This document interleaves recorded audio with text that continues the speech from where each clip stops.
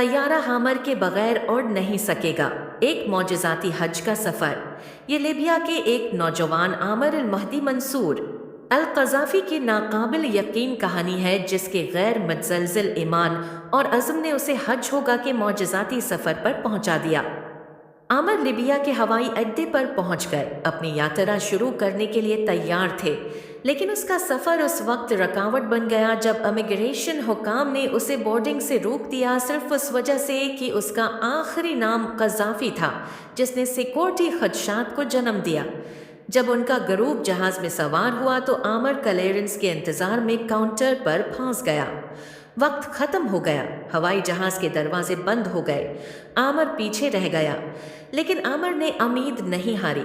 انہوں نے کہا کہ میں اس ایئرپورٹ سے اس وقت تک نہیں نکلوں گا جب تک میں حج پر نہیں جاؤں گا، انشاءاللہ۔ اور پھر ایک معجزہ ہوا، طیارے میں تکنیکی خرابی پیدا ہوئی اور وہ ایئرپورٹ پر واپس آ گیا۔ عاملے نے پائلٹ سے کہا کہ وہ عامر کو جہاز میں بیٹھنے دیں، لیکن اس نے انکار کر دیا۔ پھر بھی عامر یقین سے انتظار کرتا رہا۔ دوسری بار ہوائی جہاز نے ٹیک آف کیا اور دوبارہ اسے ایک اور خرابی کی وجہ سے واپس آنا پڑا۔ اس بار پائلٹ نے ایک جذباتی اعلان کیا، اب میں قسم کھا کر کہتا ہوں کہ یہ طیارہ عامر قذافی کے بغیر دوبارہ نہیں اڑ سکے گا۔